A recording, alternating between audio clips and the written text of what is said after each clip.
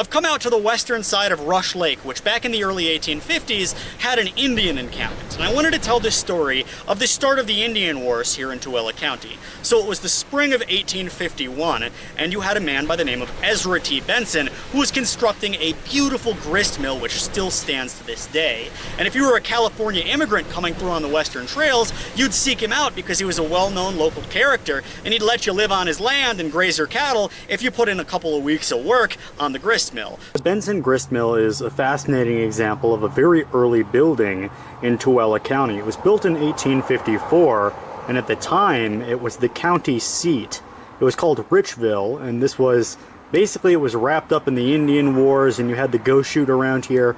And Richville and Benson Grist Mill, they were the headquarters of government in this remote part of Utah, not too far away from Salt Lake City, for a number of years, and it's really nice how well this has been maintained. So a couple guys were doing this when a war party came through, swooped up their horses, and made their way south. Now, if you stole some horses, you would go one of two directions. You would either come up over the hill and then turn left to this lake, or you'd go right up over the canyons into Skull Valley, both of which you had plenty of nooks and crannies to hide in. So the search party that went to go find the horses went over the hill and turned left to this lake. When they got here, they didn't find any horses, but they found a couple of families camped out, and they all had their own weapons, but they figured they've shown no violence against us so far, so we'll just march them back up to Tooele, and we will let them keep their weapons. There's no reason to suspect them of anything. So over time, it's a couple of mile distance, and it's already in the evening, and as the sun is setting, their groups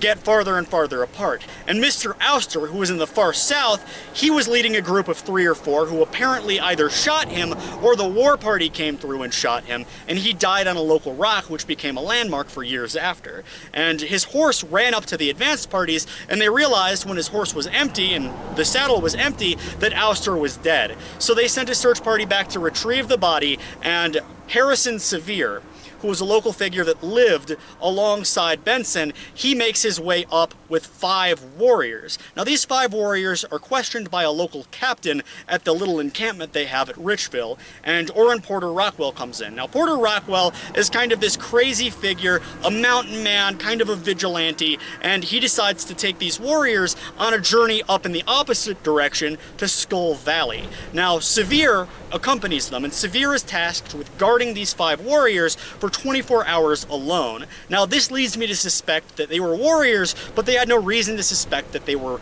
kind of anathema to the Mormons. They didn't believe that the warriors would actually kill Sevier, so they just left him unaccompanied for a full day and night. So Porter Rockwell goes up over the valley to search for these horses, and he comes back and the 5 warriors refuse to say anything. Porter Rockwell despises the Indians, particularly the Goshoots. Actually, he wasn't that bad related with the Indians, he just didn't like the Goshoots. So he shoots all 5 of them, and they are completely defenseless. They've shown no ill will up until this point, and after this, Porter Rockwell and his companion, Wild Bill Hickman, kind of turned Tooele County into a killing ground for Native Americans. Porter Rockwell, I believe he famously said that neither Bible nor bullet would do the Goshoot any good, and it was Goshoot who were camped out on the western shores of this lake. And this begins the Indian Wars in Tooele County, and I believe this killing came just a little while after the massacre at Fort Utah and the battle, or the massacre up Battle Creek.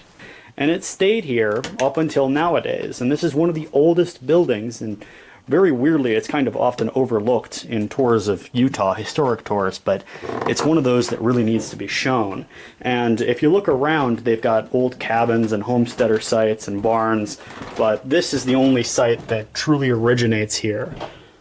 And immediately over to our left, you've got the valley where the Goshoots were, the Skull Valley area.